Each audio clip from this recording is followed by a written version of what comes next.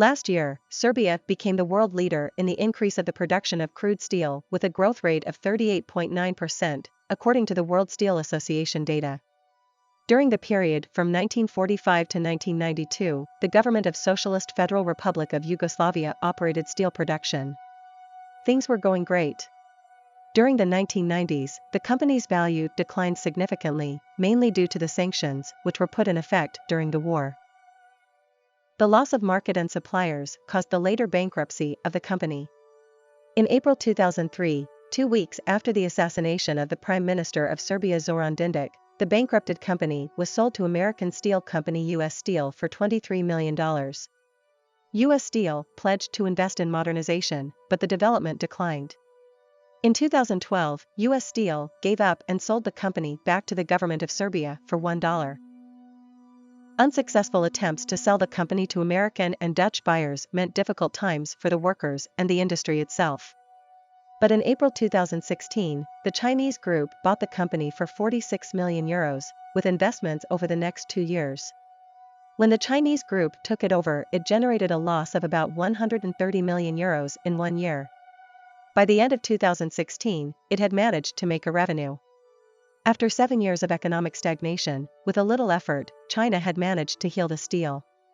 Serbian President Aleksandar Vučić says the plan of exporting 1.4 million tons of steel can only be achieved if the EU does not prevent it.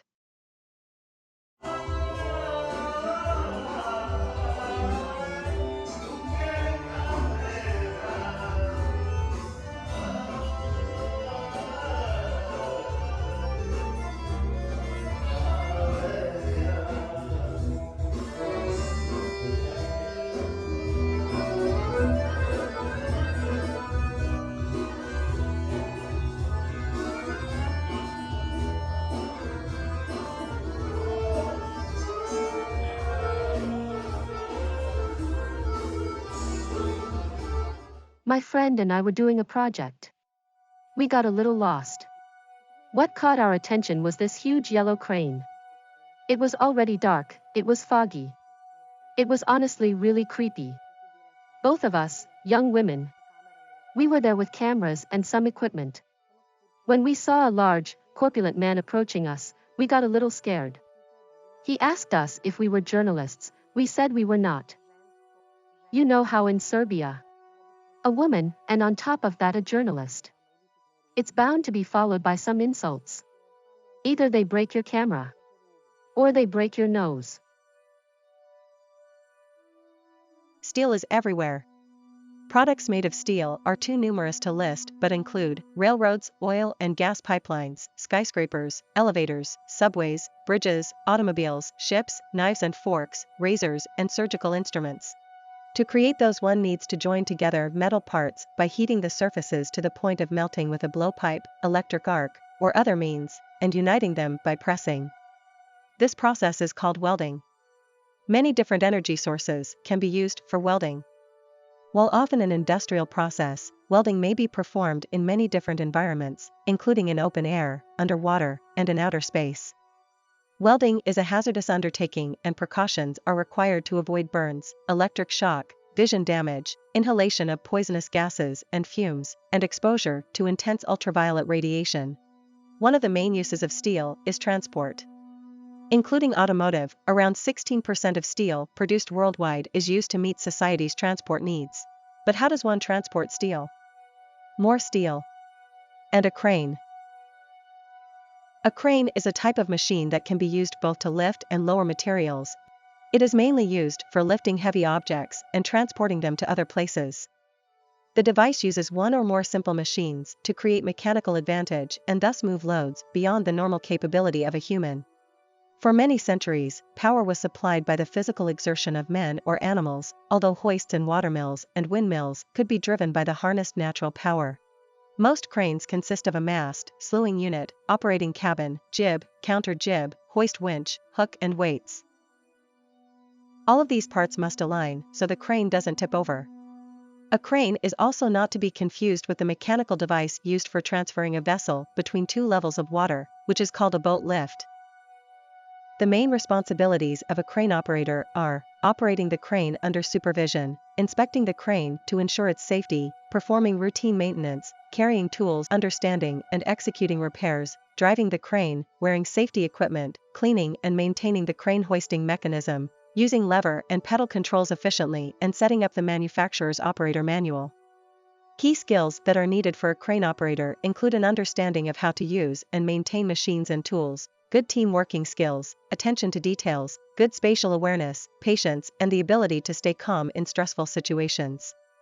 Key skills that are needed to be a good mother include how to use and maintain machines and tools, good team working skills, attention to details, good spatial awareness, patience, and the ability to stay calm in stressful situations, as well as time management skills, communication skills, problem-solving skills, people management skills, organizational skills, being patient, strong, respectful, humble, strong, empathetic, authoritative, supportive, loving, caring, and conventionally attractive.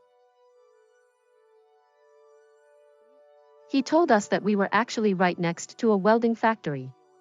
He offered us a tour and referred to us as his delegation. Then he yelled, "Ruška, move the crane." We were shocked. I couldn't see the person clearly. She climbed up and started moving that huge crane.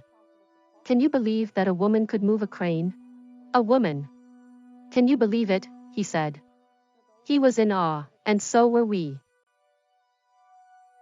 As a crane driver, you'd need to be practically minded. Here are 10 signs of a practical person. They're efficient, they're clear and straightforward, they manage their time well, they're highly self-aware, they're always flexible, they're goal-oriented, they're proud of their accomplishments, they're consistent, they have drive, they're grounded. Time spent waffling back and forth, paralyzed with indecision, is time wasted, and time wasted is inefficient. Being a practical person starts by analyzing your personal habits, as well as the way you think about things. It's important to understand how you spend your time. What kind of personal habits do you keep? Analyze your efficiency, make sure that the things you're doing are serving your practicality, helping you reach your goals, and keeping you on track to achieve success. Practicing time management and self-awareness will also aid you greatly. Learning to make quick and efficient decisions will make you a more practical person. And remember, practical people are dreamers, too. They just know how to make their dreams become a reality.